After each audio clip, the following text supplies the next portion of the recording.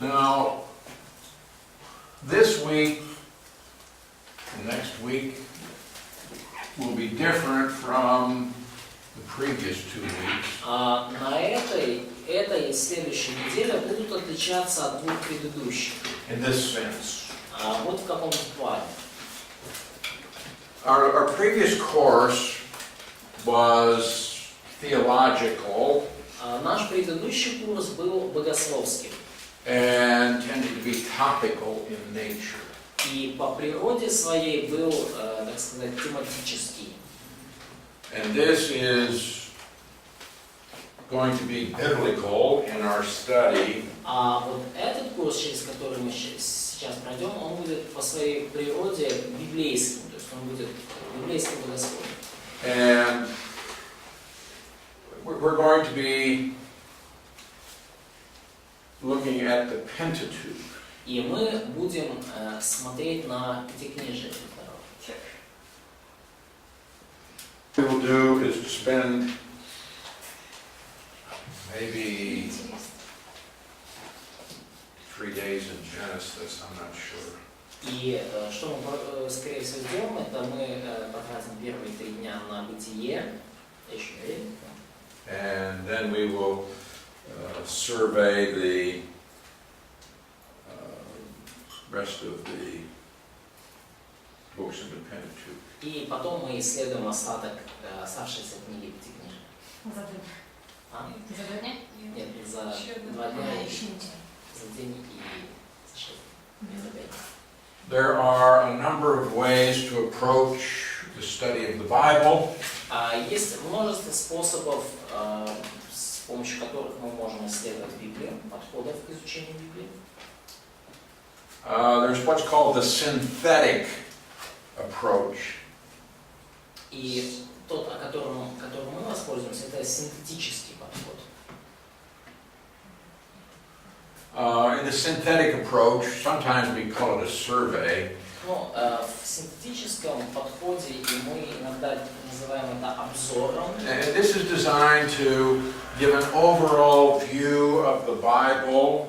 И он разработан с целью дать общий взгляд, общее представление о Библии. So that you can get an idea of the big picture, the overall message. Таким образом, вы сможете получить представление о большой картине, об общем послании. So this is more like studying the forest instead of the trees. И это скорее как, когда вы изучаете лес целиком, а не отдельные деревья. And so we will go through these books rather quickly. И мы через эти книги пройдем достаточно быстро. And not spend a lot of time doing detailed analysis. И не будем сильно много времени проводить за детальным анализом. So this is to teach you content, what's in the books. И это мы делаем с целью, чтобы показать вам и как содержание книг, что там написано. To show you the structure. Показать также структуру. And hopefully to help you see how the various pieces fit together to make up the whole. Структуру книги. И также показать вам, как различные части книги, они складываются вместе, составляя целое повествование. So this is called the synthetic approach. И вот это то, что мы называем синтетическим подходом. Or we could call it survey. Или мы можем назвать это обзором. Sometimes you study the Bible analytically, И иногда вы изучаете Библию аналитически. which would be the process of studying the Bible verse by verse or phrase by phrase. И что означает, что вы изучаете Библию стих за стихом, фраза за фразой. And this is to get an in-depth understanding. И это дает вам более глубокое понимание. Sometimes we study the Bible topically or doctrinally. Иногда мы изучаем Писание тематически или доктринально, то есть Which would be a study of the Bible let's say, in a theological sense, Но и это будет исследование Библии в таком богословском смысле, то есть как, с точки зрения систематического. where you'll take information on a particular topic all the way from Genesis through Revelation. Когда вы находите информацию по тому или иному вопросу от бытия до откровения.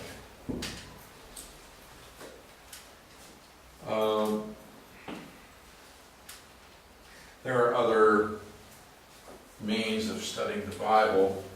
И есть другие средства, способы, с помощью которых вы можете исследовать Библию. But through the synthetic approach, we are able to grasp the big picture. Но используя синтетический подход, мы можем уловить большую картину. And this will help us also to understand details later. И это также поможет нам позднее, в будущем, понять многие детали. In some ways, it's like working a jigsaw puzzle. И в каком-то смысле это как собирать пазл.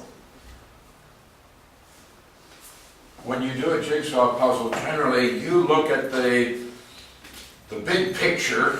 И когда вы собираете пазл, обычно вы смотрите на вот эту вот большую картинку на коробке, да, то есть что должно получиться.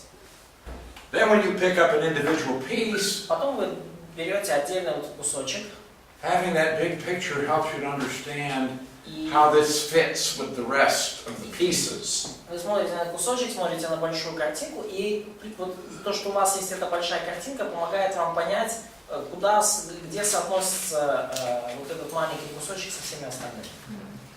So sometimes we need to have this big picture of Scripture. И иногда нам нужно иметь вот такую большую картинку Писания. Now, what we're going to have here really is a short survey. И то, что мы с вами здесь проделаем, это будет достаточно краткий обзор.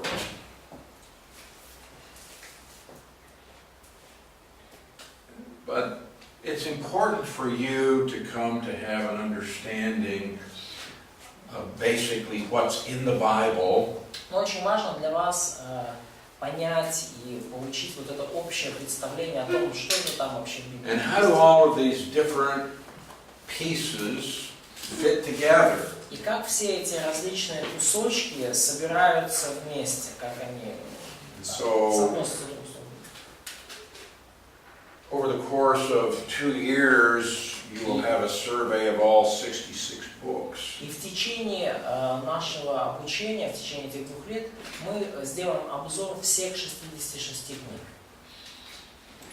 So you should be able to tell me what is in the book of Obadiah.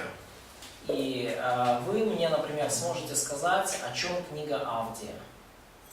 Or 2 Chronicles. Или второе Паралипоменон. Zephaniah. Сафонии книгу сможете мне объяснить и описать. Philemon. Послание к Филиппону. So that you just know what's in them. То есть вы будете понимать, что же там написано. And it will help you understand how God has worked in the past. И это поможет вам понять, как Бог трудился в прошлом. What He's going to do in the future. И что Он намерен делать в будущем. And what's He doing right now. И что же Он делает прямо сейчас. In 2 Timothy chapter 3, verse 16 and 17. 2 Тимофея, 3 глава, 16-17 стих. It says that all Scripture is God-breathed. Написано, что все Писание богодухновенно. Which means God is the source of all of the Bible. Что значит, Господь источник всего, что есть в Библии. But He says that all Scripture is profitable. И также написано, что все Писание полезно. Now He says it's profitable in 4 areas. И Он говорит о полезности в 4 сферах. It's profitable for teaching.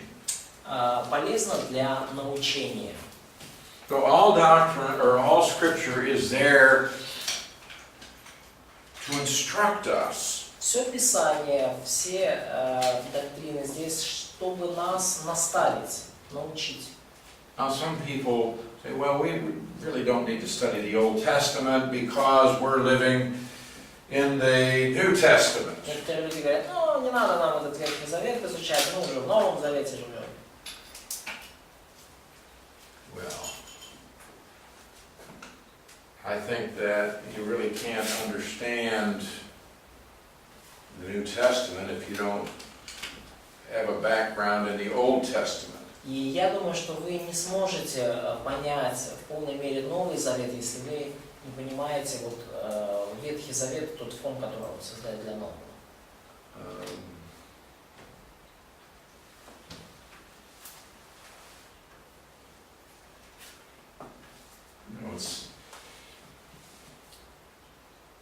If you don't understand, let's say Jeremiah 31, Например, если вы не понимаете Иеремию 31 главу and Genesis 12, и Бытие 12, then you cannot understand Romans 9, 10, and 11. то вы не сможете понять толком Римлянам 9, 10 и 11. And if you take something like the book of Revelation, И когда вы берете, например, книгу Откровения, people say, oh, I can't understand that, it's люди too говорят, hard. ой, не могу ее понять, такая сложная.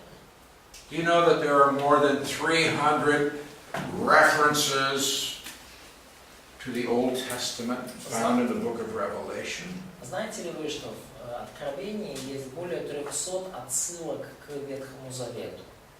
Of course you can't understand Revelation Конечно, вы не можете понять Откровение, if you never go to the Old Testament. если вы никогда в Ветхий Завет не заглядываете. So all Scripture is profitable for teaching. Но все Писание богодухновенно и полезно для научения, Secondly, it's profitable for reproof. также полезно для обличения. What does that mean? Что это значит? It points out where we are wrong. И оно указывает нам на наши ошибки, на наши, там, где мы неправы. And as we study Scripture, we can see our own failures. И когда мы изучаем Писание, мы можем видеть наши собственные ошибки и провалы. Either because we have transgressed the laws of God, Либо там, где мы нарушили Божий закон, or we see failure in the lives of others. или мы видим ошибки в жизни других людей. And so all Scripture is profitable to point out our shortcomings. И таким образом Писание, все Писание полезно для того, чтобы указать нам на наши грехи, недостатки, ошибки, провалы. But it doesn't simply condemn us. Но оно не просто нас осуждает, Scripture is also profitable to correct us. оно также способно нас исправить Tell us what to do right, и сказать нам, что, как поступать how правильно. to do it properly, Но how to do it properly. и как сделать это правильно. Mhm. And then fourthly, it says, for instruction in righteousness. И в-четвертых, оно говорит, что Писание полезно для наставления в праведности. Do you have instruction there? Есть у вас What do you have? наставление в праведности. What is that nastavlение? It's almost like instruction. It's senses. This is the word for child training. Да, и вот это слово, вообще говоря, относится к воспитанию детей. Воспитанию детей, да. Over and over, the Scripture trains us in the ways of God. Снова и снова Писание наставляет нас в Божьих путях. How do children learn? Как учатся дети? By repetition. Повторяю. You do something 1,000 times. Вы делаете нечто 1000 раз. Over and over. Снова и снова. And all Scripture is profitable for training us И все Писание полезно для наставления нас in righteousness. в праведности. Righteousness, of course, is God's character, И праведность, это, понятное дело, характер Бога. and we are to conduct ourselves in a righteous manner. И нам нужно себя вести в манере, которая правильна, правильным образом. So, there are people in our day who actually think that they can ignore the Old Testament. И в наши дни встречаются люди, которые думают, что можно, в общем-то, Ветхий Завет проигнорировать, ну, не обращать They внимания. say, well, we're not Jews, Они говорят, мы же не евреи, we're not under the law, мы уже не под законом. things are very different today. Все уже сейчас стало совершенно по-другому. Oh, I don't need to study. Не нужно мне этот Ветхий I'll only Завет. study the New Testament. Я только Новый Завет буду And изучать. some are even more narrow than that. They say, well, I'm only going to study the epistles of Paul. А еще некоторые, еще более узколобые, говорят, что я только послание Павла буду изучать. And there are people who actually live this way. И есть люди, которые вот так и живут. But we need to come to understand the Bible, Но нам нужно понять Библию how all of the books fit together. целиком и как все книги складываются в одну. Now you'll have a course later called Bibliology И у вас позже будет курс под названием «Библиология», that will study how the Bible was composed, how it was put together. и там мы изучим, как Библия была написана, составлена, собрана в канон. But just to give you a little introduction, Просто хотел вам дать небольшое введение в вопрос. we've divided the Bible into two big parts. Мы делим Библию на две больших части, два больших раздела. Old Testament, New Testament. Ветхий Завет и Новый Завет. In the Old Testament there are 39 books. В Ветхом Завете 39 книг, In the New Testament there are 27 books. в Новом Завете 27 книг. The 66 books were written by more than 40 men. Эти 66 книг были написаны более чем 40, то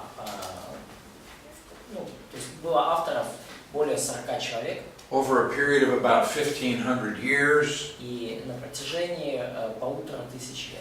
written in 3 different languages, Написано на 3 различных языках, written from 3 different continents, написано на 3 различных континентах, and yet there is a perfect unity, и при этом есть совершенное единство. no contradictions, Между этими книгами нет противоречий, and while there are many different genres, и хотя есть множество различных жанров many different topics, и тем, there is no confusion, no contradictions. нету между ними противоречий и никаких разночтений. Now in the Old Testament, В Ветхом Завете in the Hebrew Bible they had a threefold division. в еврейской Библии у них было разделение на Ветхого Завета на 3 основных раздела. What they called the law, Первый они называли закон or the Torah. или Тора. They had the prophets, Второй раздел это были пророки, And they had what they called the writings, И третье, то, что они называли Писание. sometimes called the scrolls. И, Писание.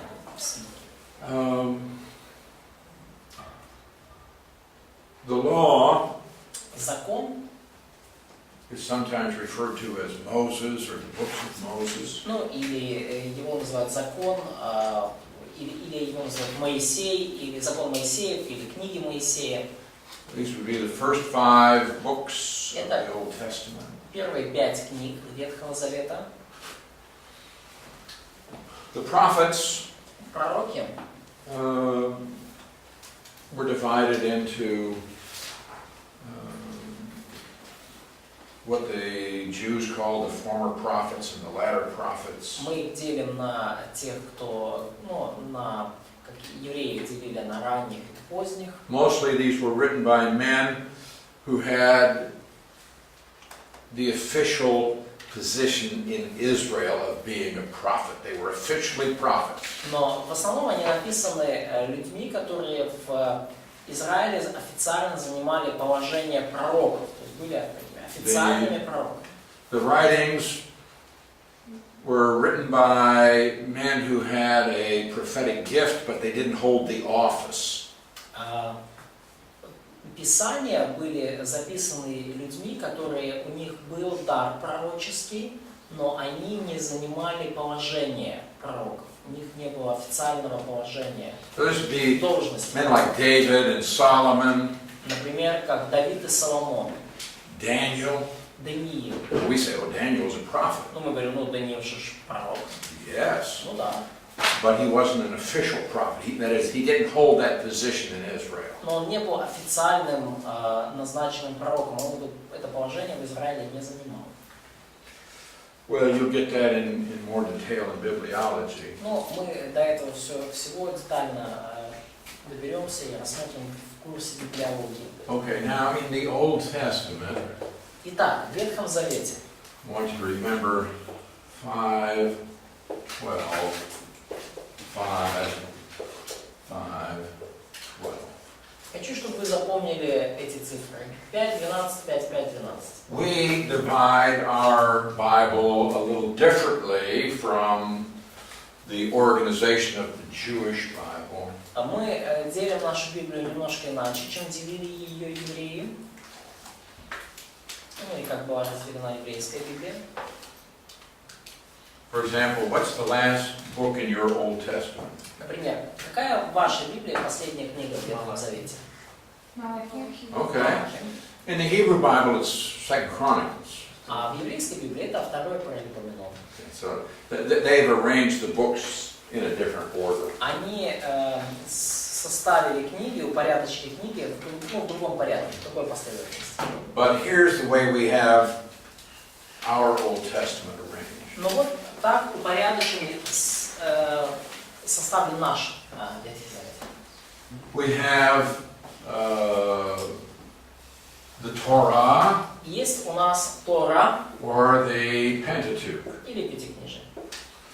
Then we have the historical books, Также есть у нас исторические книги, which goes from Joshua которые начинаются с книги Иисуса Навина through Esther. и до Исфири. Then we have the poetic books, И дальше у нас есть поэтические книги. Job, Psalms, Proverbs, Ecclesiastes, Song of Solomon, Иов, Псалмы, Экклезиаст, Песня песней and Proverbs. и притчи.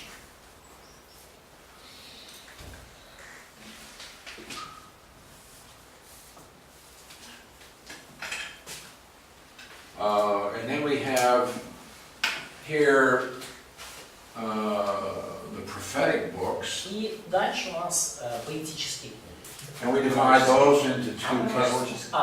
Prophetic, poetic. Prophetic. Пардон. This is the poetic here. Да, This is the prophetic. спасибо.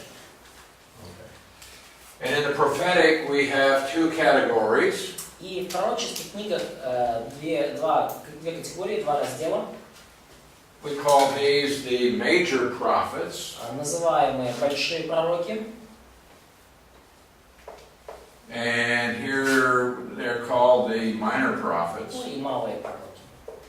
Now, these are called major prophets not because they're more important, but because they generally wrote longer books. Ну, большие пророки называют не потому, что они важнее, а просто потому, что они книги написали более длинные. But this would be Isaiah, Это вот у нас Jeremiah, большие пророки Исаия, Еремия, Ezekiel, Daniel, Иезекииль, Даниил. and they also include Lamentations in there, which is И также включают плач Еремии в нее, just because it's associated with Jeremiah, ну, потому что связывают ее с Еремией. even though it's a relatively short book Хотя книга это сравнительно маленькая. and not prophetic in nature at all. И по природе своей, вообще говоря, не пророческая. Now, the minor prophets, А вот малые пророки they're called minor because the books tend to be shorter. называются малыми, потому что их книги в основном небольшенькие.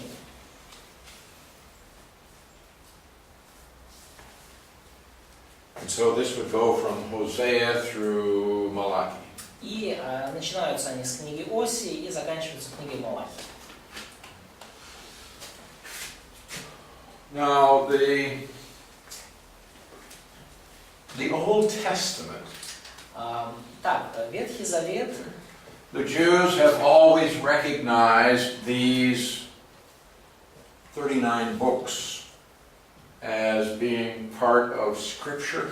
евреи всегда рассматривали эти 39 книг как часть Писания.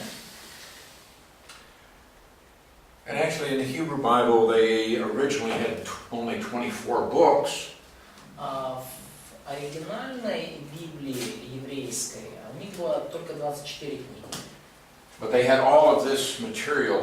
Но они включали весь этот материал. But they put it together differently. Просто они его составили иначе. You say, well, how can you get 24 books when we have 39? Вы спросите, а как же у нас 24 книги, а у нас 39? And they did things, for example, the 12, and that's what the Jews called it, was the 12. Например, они взяли все вот эти 12 пророков и так их называли, They 12. just counted it one book. И смотрели на них как на одну книгу. And then you had, like, 1st and 2nd Samuel was one book. И, например, 1 и 2 царств была просто одна книга. 3rd and 4th Kings, one book. 3 и 4 царств тоже одна книга. 1st and 2nd Chronicles, one book. 1 и 2 Паралипоменон тоже одна книга. Ezra, Nehemiah, one book. Ездра, Неемия, одна книга.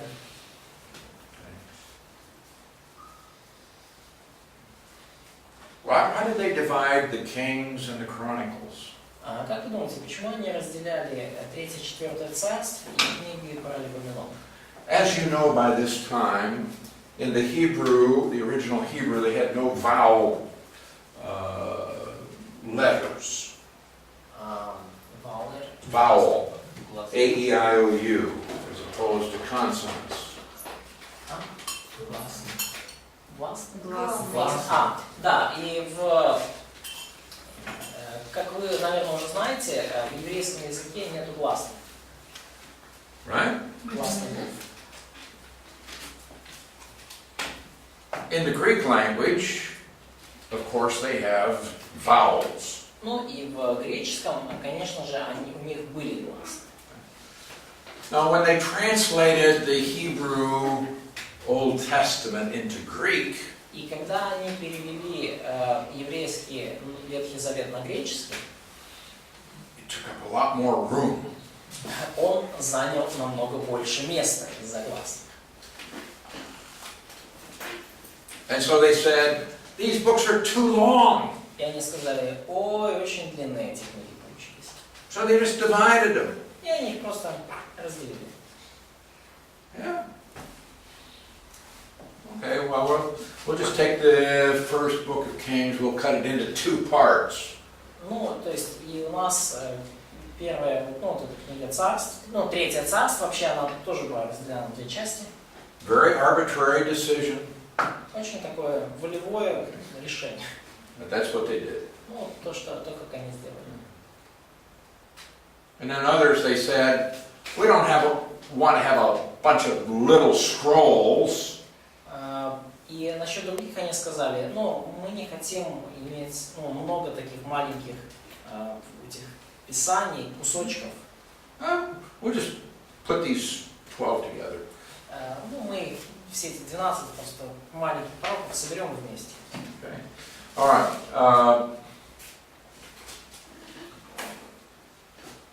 So if you remember 5:12, 5, 5, 12. Ну, и поэтому старайтесь запомнить вот эту последовательность 5, 12, 5, 12. That will tell you the divisions of the Old Testament that we make. И это вам напомнит о том разделении Ветхого Завета, которое мы делаем.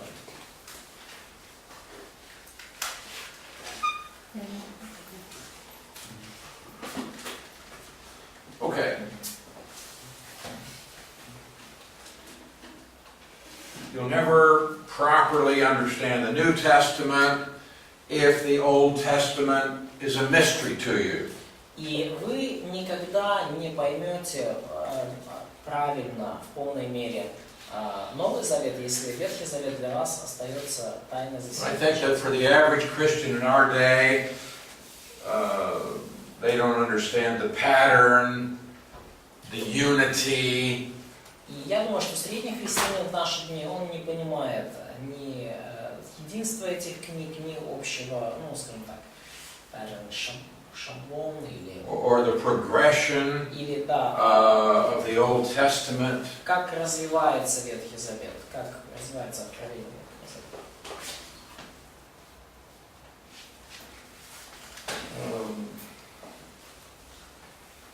People know about Noah and the Ark and Moses in the Red Sea.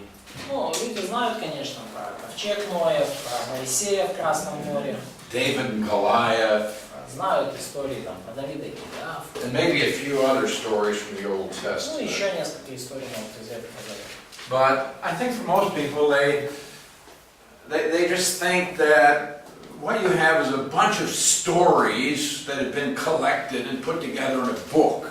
И я думаю, что большинство людей смотрят на Ветхий Завет как просто набор историй, которые собрали и вот в одной книге разместили. You can go down here to Детский мир and find a book of children's stories. Вы можете пойти в детский мир, найти там книги с историями для детей. They might have 25 or 30 stories all in one book. Там 25-30 историй, все в одну книгу собраны. But they're not connected in any way. Никоим образом друг с другом не Each one is связаны. a separate story. Каждая из них это просто отдельная история. Right? Да. A lot of people think the Old Testament's like that. И многие люди о Ветхом Завете думают в том же духе. It's not. Но Ветхий Завет не такой. There's a relationship among all of the various things recorded in the Old Testament. Есть связь между всеми этими различными вещами, записанными в Ветхом Завете.